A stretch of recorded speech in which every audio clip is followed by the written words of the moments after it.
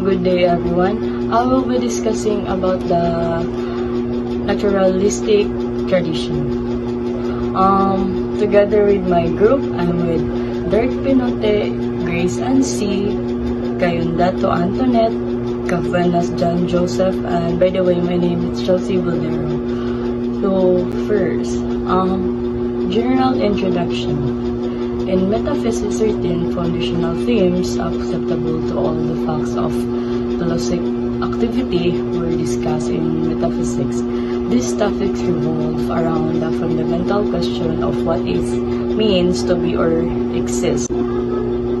Causality, for example, was involved in being more precisely ethics. It is a practical philosophical study that aims to discover of a guiding principle for those human action over which we have rational power and are fairly responsible, such as deliberation, separate action contrasts with innumerable other human actions, including as disgustion, interpretation, and nervous system function, which are our own action but are managed automatically and with or without our choices of or directions. For example, the students bring to his formal study of ethics this experience of having made and continuing to make more decisions. The very fact of his being human gives him practice in the area of ethics. But the advantage of a continuing experience of moral decision is not enough. Moral decisions require analysis of the political levels. Every man wants to feel some rational consistency. It is a kind of deliberate action in his experience. And then he is not content to choose to act without reflection, and he wants to see whether such choices are warranted or purpose are the best moral choice he could make. Overview of key ethical issues. So first is the value. So value defined as the object of human desire and striving. So the technical name for a theory of value is an axiology. So in ethics and social science, value denotes the degree of importance of something or action, with the aim of determining which action are best to do or what way is best to live, or to describe the significance of a different action. So for another classical Greek, the life lived according to the reason in the value, or the end in a view proper to human striving. For Christians, finds value in the good and life leading to the union with the God. And for the existentialist, value exists in the authenticity of an individual taking his life and his commitment seriously and with full responsibility. So next is the obligation. So obligation is a course of action that someone is required to take, or whether legal or moral. So obligation are constrained with the limit of freedom. So people who are under obligation may choose to freely act under obligation. Obligation is a claim upon us by reason that some things are to be done and serve praise, whereas others are to avoided and deserve blame. So for Immanuel Kant, stated that the experienced fact of duty or responsibility implies that we are free. In other words, quote unquote, I ought, therefore I can. Technically named for the part of ethics that deals with application is called deontology. So the third one is a natural law. So natural law is a system of law based on a choose observation of human nature and based on values intrinsic to human nature that can be deduced and applied independently of positive law. So natural law stated that the man himself capable of setting up a standard of morality based on his own nature. Those who would reply affirmatively are cultural relativists who, like the naturalists, view the emergence of novel situations as a perpetual condition of an evolutionary universe and so cannot grant that any standard based on an unchanging human nature can be adequate. So the fourth one and the last part is a virtue. So virtue is the power of a moral action that enables man to act with the case in order in some area of his life. Virtue is a moral excellence. So a virtue is a trait or equality that is deemed to be morally good and those is valued as a foundation of principle and a good moral being. So in other words, it is a behavior that shows high moral standards, like doing what is right and avoiding what is wrong. So in Greek, they sought wisdom in philosophy and prudence and justice in politics. So the existentialist stresses courage in the face of responsibility. Naturalistic tradition. Philosophical naturalism claims that the universe does not require any supernatural cause, conversation, or government.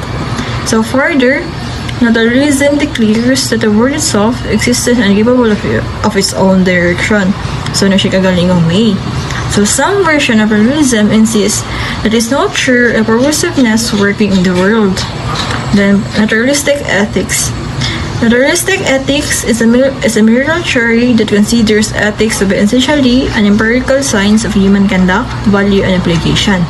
So the word empirical means that the naturalistic moralists seek to base his claims on relevant findings on the behavioral science and the natural science. Then, according to Charles Darwin, the origin of a species established by his theory of evolution of man from broad animal ancestor by his principle of natural science. The same principle also says the kinship of man with nature. So since Darwin saw the nature's thread, thought, and law, many naturalists such as Dewey have stressed the risk man takes in dealings with hostile world.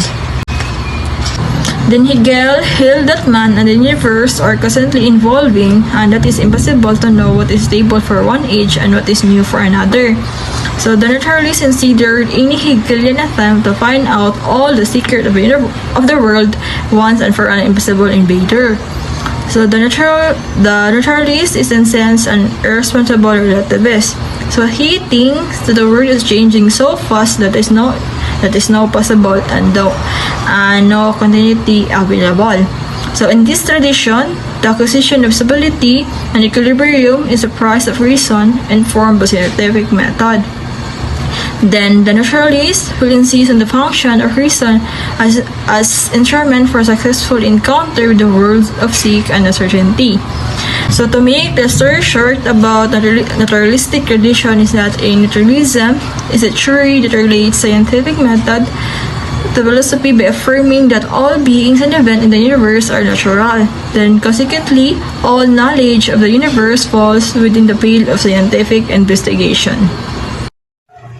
So, the next slide is about the perspective on key issues, which is the value, obligation, natural law, and virtue.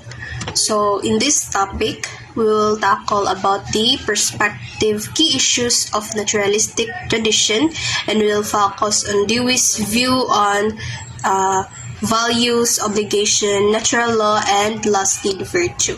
So we shall concentrate on this naturalism of John Dewey because in these ethical issues, he expressed the naturalistic temper in a classical manner. So as we go on to the next topic, we will be able to know the views of Dewey. So, and as I proceed to the next slide, let me introduce to you John Dewey for you to know who he is and what are his views about these key ethical issues. So, John Dewey was a leading proponent of American school of thought known as the pragmatism, a view that was rejected the dualistic epistemology and metaphysics of modern philosophy. So in favor of a naturalistic approach that viewed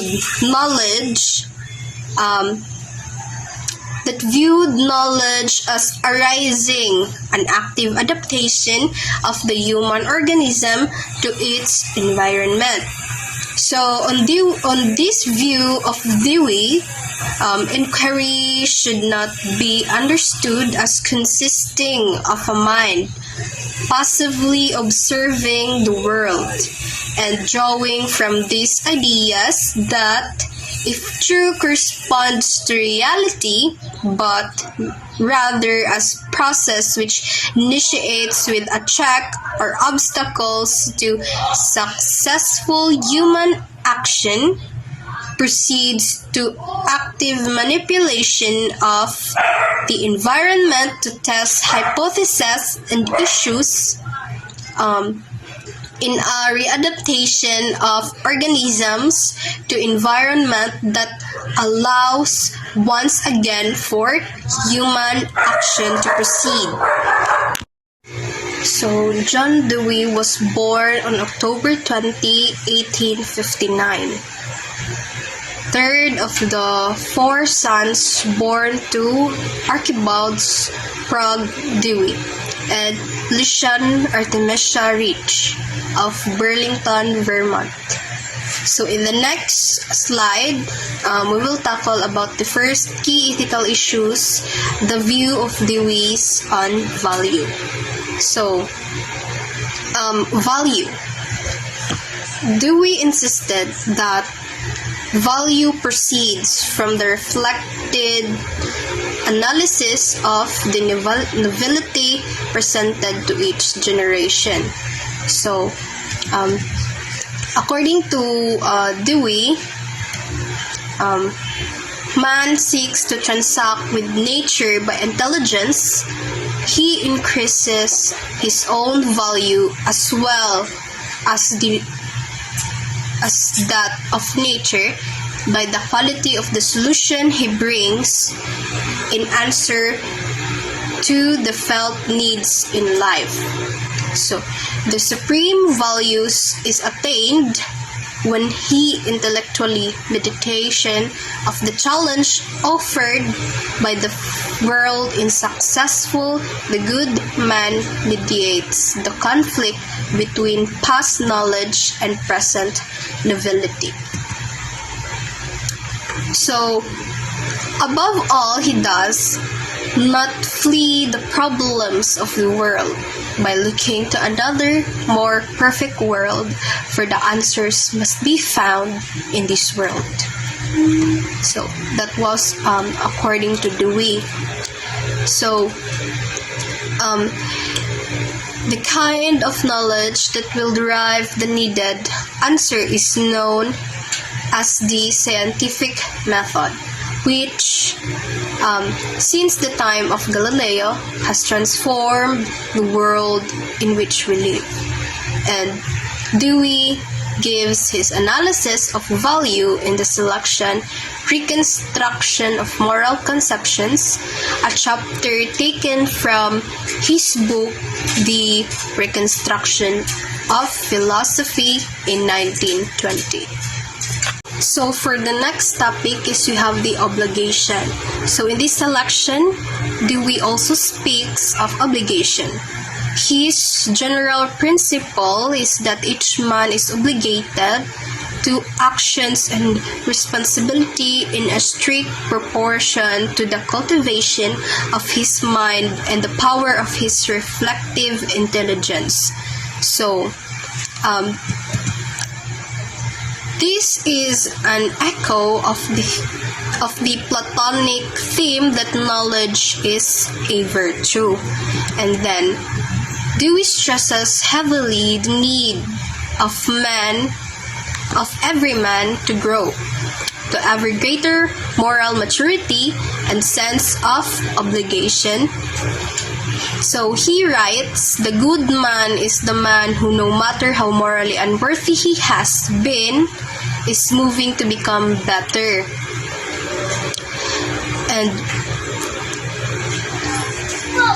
the bad man is the man who, no matter how good he has been, is beginning to deteriorate, to grow less good.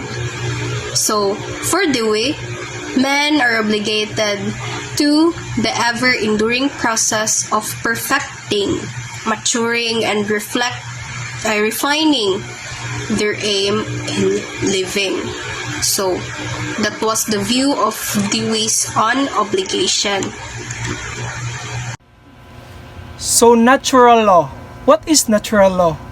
Natural law is a philosophical theory that states that humans have a certain rights, moral values, and responsibilities that are inherent in human nature. So, natural theory is based on the idea that natural laws are universal. Are universal concept and are not based on any culture or customs. So natural law, the norm of morality, is also given an objective character in the work of Dewey and the other naturalists. That action is lawful that will mitigate the risk and dangers of situation confronting man and society. It would be inadequate to speak of this as a plea for adjustment. It is more an active solving of a pressing crisis than a fatalistic submission to what are assumed to be insoluble situations. Thus, the naturalists insist that no society or individual can gain true moral life without constantly employing intelligent reflection to make the necessary revision of traditional theory to meet his own requirements and those of society. It must be remembered that to the naturalist, the world natural, immediate implies change, process, novelty, and risk, not a fixed and final norm whose dictates are timeless. So in summary, natural law is a philosophical theory. It involves the idea that rights, values, and responsibilities are inherent in human nature. And it doesn't require political or order or legislature. Natural law contrasts with positive law. So virtue. Virtue came from Latin word virtus. It's moral excellence. A virtue is a trait or quality that is deemed to be morally good and thus valued as foundation of principle and good moral being. In other words, it is a behavior that shows high moral standards, that doing what is right and avoiding what is wrong. So virtue, from the description of the good man and the bad man in Dewey's reconstruction in philosophy, it can be seen that the supreme good quality to be found in man is the development of those values that reason itself approves. Related to this, and referred to in the same selection, is an attitude which Dewey calls meliorism. So what is meliorism? Meliorism came from Latin word melior, is the idea that progress is a real concept leading to an improvement of the world. It holds that human can, through their interference with processes and would otherwise be natural, produce an outcome which is an improvement over the aforementioned natural one. So we must not be foolish. Optimism and imagine evil can be overcome easily without intelligence. Neither can we be pessimist and assume that evil is overwhelming and that we are powerless before it. The middle attitude of meliorism is the ability to struggle little by little to make one's lot and the world itself better. A final necessary virtue is what Davis calls sensitivity to the unique character of every moral situation.